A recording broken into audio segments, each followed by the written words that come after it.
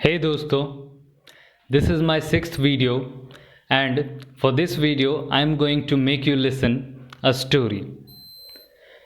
ये जो स्टोरी है रिवॉल्व करती है एक लड़के और एक लड़की के अराउंड। दोनों कॉलेज में पढ़ते हैं, दोनों क्लासमेट्स होते हैं। लड़की ऑब्वियसली काफ़ी गुड लुकिंग थी और लड़का उसे जो है लड़की पे क्रश आ जाता है। लड़का बहुत ही ज़्यादा इंटेंस और डीप फीलिंग महसूस करने लगता है लड़की के लिए। This was the first time for him he was experiencing such intense feelings for someone. लड़के को समझ में नहीं आता है कि क्या करना चाहिए। The boy doesn't had any skills to socialise. वो समझ ही नहीं पा रहा था क्या करें क्या ना करें। एक दिन लड़की अपने दोस्तों के साथ ब्रेक टाइम में खाना खा रही होती है। लड़का दूर खड़े उसे देख रहा होता है। लड़का उसे देख रहा होता है और देखे ही जा रहा होता है। देखना कब घूरने में बदल जाता है लड़के को पता ही नहीं चलता है। लड़का घूरते रहता है और कुछ समय बाद लड़की ने भी इस बात को नोटिस कर लिया। लड़की थोड़ा सा अनकंफर्टेबल फील करती है, उसे समझ ही नहीं आता क्या करूं। लड़की फाइनली अपने दोस्तों से बात करती है कि ये देखो वो लड़का मुझे कब से घूरे जा रहा है। लड़की और उसकी दोस्त शिफ्ट कर जाती है। वो लोग थोड़ा सा दूर हट जाते हैं। वो लोग कहते हैं कि ठीक है हम ही हट जाते हैं। ऐसा होता है पहले दिन और फिर दूसरे दिन भी यही हो रहा है, तीसरे दिन भी यही हो रहा है। फाइनली क्या होता है, एक हफ्ते के बाद लड़का डायरेक्टली उस लड़की और उसकी कई दोस्तों के बीच में आ जाता है। बीच में से मेरा मतलब है 2 से 3 मीटर, बहुत ही ज़्यादा पास। 2 से 3 मीटर पास आ जाता और बस एक स्टैचू की तरह वहाँ पे खड़ा हो जाता है और घूरते रहता है। वो लड़की और उसकी सारी फ्रेंड्स अनकंफर्टेबल फील करती हैं। उन्हें लगता है कि उनके बाउंड्रीज की डिसरिस्पेक्ट की जा रही है। फिर भी जैसा कि एक हफ्ते से होते आ रहा था वो इग्नोर करके हट जाती हैं। लड़का उस वक्त महसूस करता है कि शायद ये लड़की शर्मा रही है। Maybe if she is trying hard to play, वो दिखाना चाह रही है कि उसे फर्क नहीं पड़ता। इस वजह से वो लड़का शाम को जाता है, वो उसे ऑनलाइन स्टॉक करता है, उसके आईडीज़ कहीं कहीं से खोजता है, उसे फॉलो करता है और रात में देर रात को मैसेजेस करता है। The girl was really stressed out. वो एंग्जाइटी से भरी हुई थी। अगले दिन क्लास टेस्ट होने वाले थे। क्लास टेस्ट हुआ। क्लास टेस्ट का रिज़ल्ट निकला तो लड़की ने नोटिस किया कि उसके मार्क्स बहुत ख़राब आए हैं। वो इंस्टेंटली समझ गई this was the by product of that boy. लड़की अब सिर्फ स्ट्रेस्ड नहीं थी, अब सिर्फ एंग्जाइटी से भरी हुई नहीं थी, बल्कि अब वो गुस्से से भी भरी हुई थी। She was really angry upon that boy. अगले दिन एग्ज़ाम के रिजल्ट अनाउंस होने के अगले दिन, इससे पहले कि लड़का कुछ करता या कुछ सोचता, ब्रेक जैसे ही हुआ लड़की उस लड़के के पास गई, उसका हाथ पकड़ा, उसे खींचते हुए रूम के कॉर्नर में लेके आई। लड़का समझ ही नहीं पाया कि ये हो क्या रहा है। लड़का फट्टू था, वो समझ ही नहीं पाया कि ये हो क्या रहा है। इससे पहले कि लड़का कुछ कहता कुछ सोचता, लड़की ने खुल के उसे कहा कि क्या तुम मुझे प्लीज फॉलो करना बंद करोगे?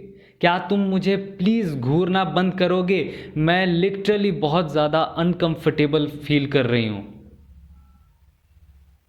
It's really embarrassing for me कि तुम मुझे मेरी दोस्तों के साथ घूर रहे हो। It's really disrespectful for me कि जब मैं अपनी दोस्तों के साथ नहीं भी होती हूँ तब भी तुम घूरे जा रहे हो। तुम समझते क्या हो अपने आप को? लड़का पूरी तरह से शॉक्ड रह गया, वो सन्न रह गया। He was stunned. उसे समझ ही नहीं आया कि ये लड़की बोल क्या रही है। उसे तो लग रहा था कि ये लड़की शर्मा रही है, ये लड़की चाहती है कि लड़का उसका पीछा करे। वो तो ये समझ के बैठा था, मगर अचानक से लड़की ने उसे सारी बातें बोल दी। वो बिल्कुल शॉक्ड रह गया। लड़की ने उसे कहा कि मैं तुम्हें फाइनल वार्निंग दे रही हूँ, मैं तुम्हें लास्ट बार बोल रही हूँ कि प्लीज़ मुझे स्टॉक करना बंद करो। ये काफ़ी ज़्यादा स्ट्रेसफुल और एम्बैरेसिंग है मेरे लिए। मेरे एग्ज़ाम्स में भी कम नंबर आए तुम्हारी वजह से। क्यों? क्योंकि मैं पूरा दिन स्ट्रेस में रहती थी। मैं घर जाकर भी रिलीफ फील नहीं कर पा रही थी तुम्हारी वजह से।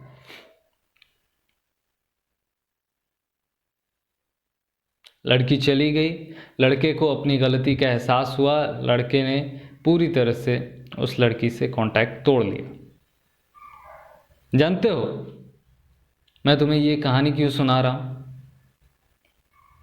क्योंकि ये कहानी किसी एक लड़के या लड़की के बीच की कहानी नहीं है। ये कहानी किसी कॉलेज, ट्यूशन, स्कूल इसकी कहानी नहीं है। ये कहानी है हमारे पूरे देश की, जहाँ मर्दों को बिल्कुल अटेंशन नहीं मिल रहा और वो अटेंशन सीख करने के लिए बहुत गिरी हुई हरकतें करते हैं। रेलवे स्टेशन हो, मेट्रो हो, बस स्टैंड हो, ऑटो रिक्शा हो, स्कूल, कॉलेज, ट्यूशन, पता नहीं कहाँ कहाँ, हर जगह लड़कियों को डायरेक्टली इनडायरेक्टली ऑफेंड कर रहे हैं, डिस्कम्फर्ट फील करवा रहे हैं, उनकी बाउंड्रीज को ऑफेंड कर रहे हैं। बट नाउ नो मोर। मैं अपने वीडियो से इस हरकत को, इस सिचुएशन को कंप्लीटली एंड करना चाहता हूँ, सबके सामने खुलेआम इस बात को रख करके।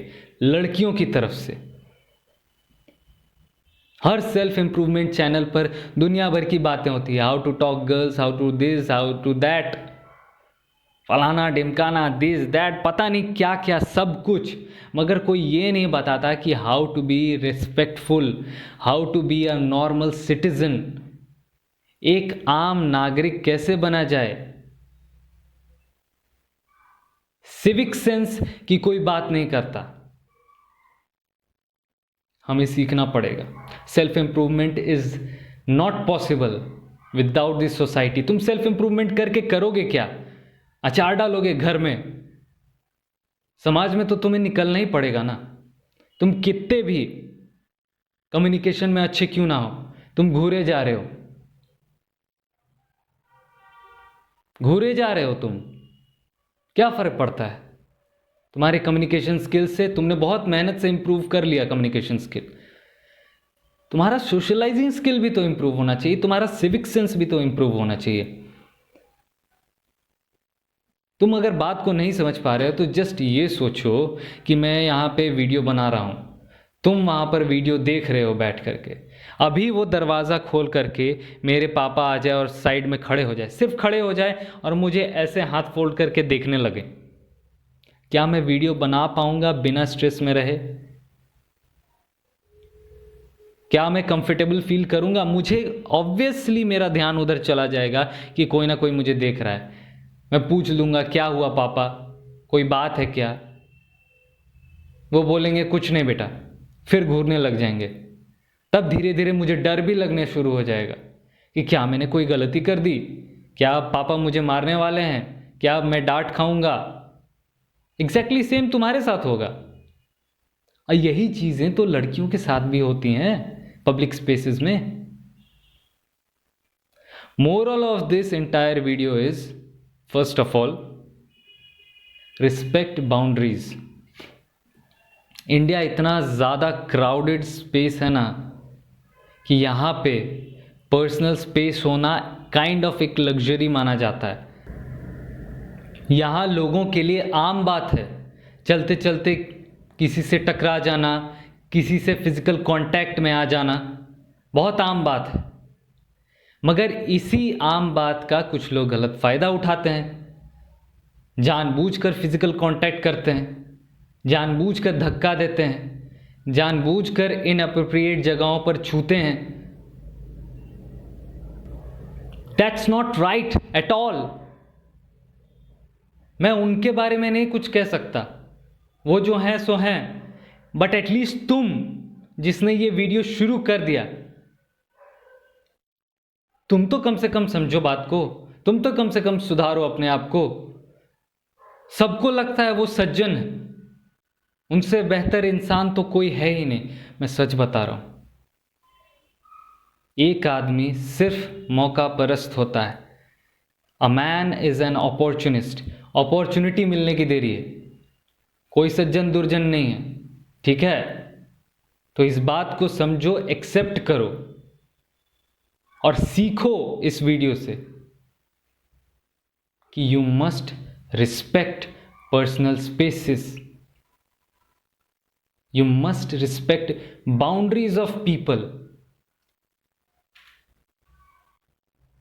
Secondly,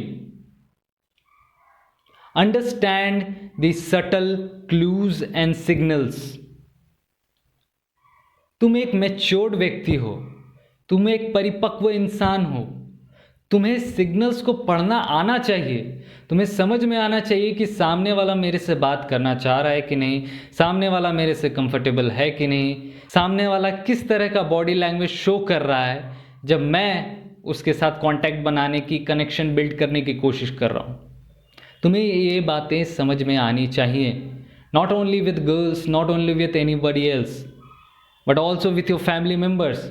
बहुत बार होगा तुम्हारे पापा स्ट्रेस में होंगे, तुम्हारी मम्मी स्ट्रेस में होंगी, वो थके हुए होंगे, ज़बरदस्ती तुम उनके साथ लटके हुए, तुम उन्हें पर्सनल स्पेस दे ही नहीं रहे हो। तुम्हारा बड़ा भाई या छोटा भाई, बड़ी बहन या छोटी बहन स्ट्रेस में है, टायर्ड है, फिजिकली एग्जॉस्टेड है, या फिर मूड नहीं है, और तुम इन चीज़ों को समझ ही नहीं पा रहे हो, इन सिग्नल्स को पढ़ ही नहीं पा रहे हो। समझो, सीखो इन सिग्नल्स को पढ़ना। और कोई बहुत बड़ा रॉकेट साइंस नहीं है, just it needs an observation. Observe करो ना सामने वाले का मूड कैसा है। सामने वाला कोई इंटरेस्ट शो नहीं कर रहा है तुम्हारे साथ कनेक्शन बिल्ड करने में, और तुम ज़बरदस्ती जोंक की तरह चिपके हुए हो और सामने वाले का खून चूस रहे हो।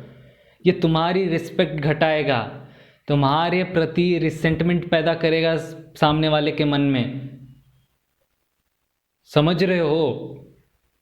अब बताओ कैसे करोगे सेल्फ इम्प्रूवमेंट जब सामने वाला तुमसे नाराज़ होकर के बैठा है। कितना भी तुम्हारा कम्युनिकेशन स्किल अच्छा हो, सामने वाला पहले से ही नाराज़ होकर रखा है, सामने वाले ने पहले से ही एक इमेज बना लिया है तुम्हारे बारे में अपने मन में।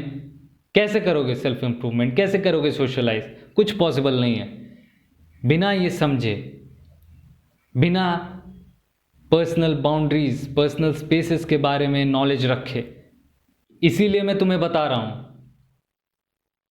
तीसरा पॉइंट है, नो मीन्स नो। आप किसी से अट्रैक्टेड हो, it's a psychological, biological thing.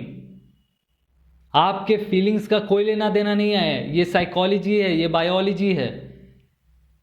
अगर आपको कोई पसंद आ रहा है मतलब आपका नेचर है उसको पसंद करना, वो आपको जीवन भर पसंद आता रहेगा। ठीक उसी तरह से इसका वाइस वर्सा भी पॉसिबल है।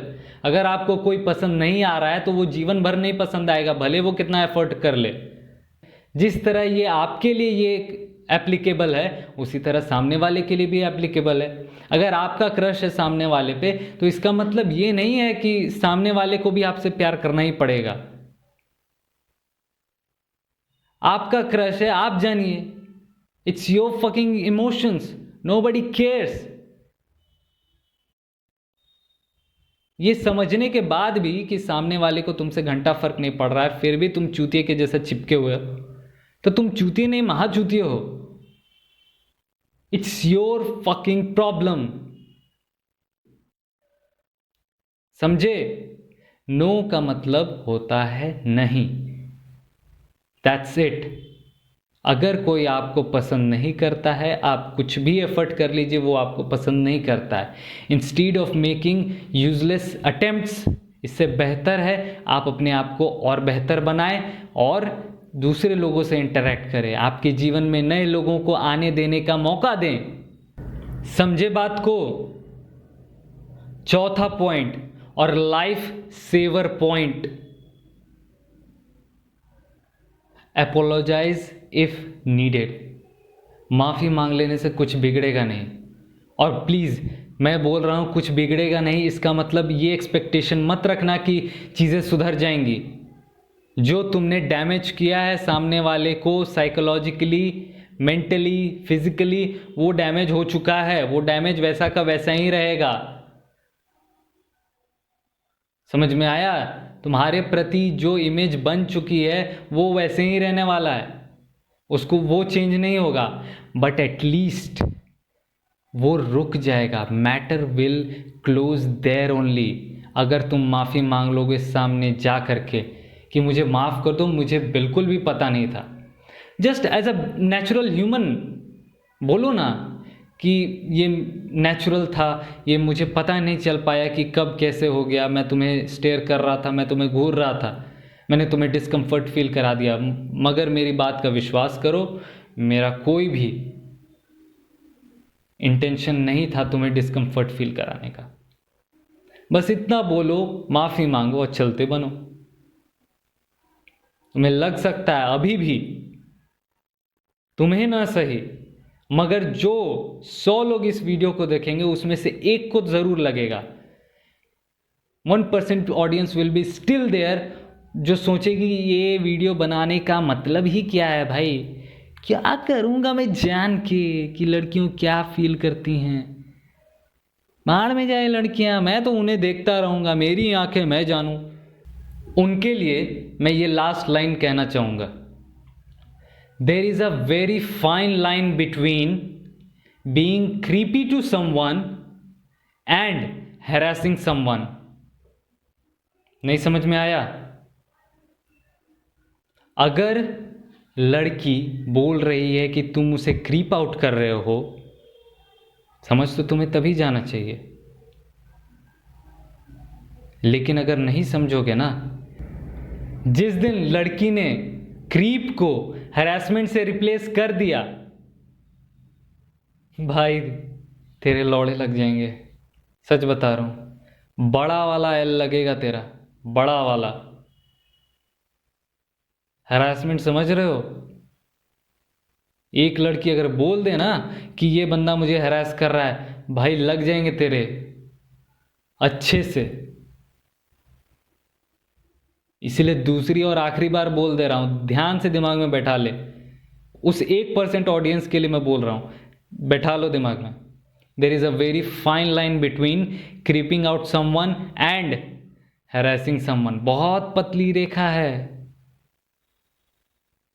कोई तुमसे तुम्हारा हाल नहीं पूछेगा और पूछना भी नहीं चाहिए। जिस तरह के लोग हैं दुनिया में, लड़कियों के लिए ये फैसिलिटीज़ होनी चाहिए। जस्ट मैं नहीं चाहता कि कोई एक अच्छा व्यक्ति, मासूम व्यक्ति अपने इमोशंस की वजह से, उनको ठीक से मैनेज न कर पाने की वजह से, हैंडल न कर पाने की वजह से पेला जाए। मैं नहीं चाहता कि अच्छे लोग पेलाएं इस दुनिया में, इसलिए मैं ये वीडियो बना रहा हूं। समझे? Respect others, respect feeling of others. ये दुनिया सिर्फ तुम्हारे लिए नहीं है। You share the world with others. जितना हक तुम्हारा है हर चीज़ पे, उतना हक दूसरे का भी है। समझे? Be respectful. Thank you.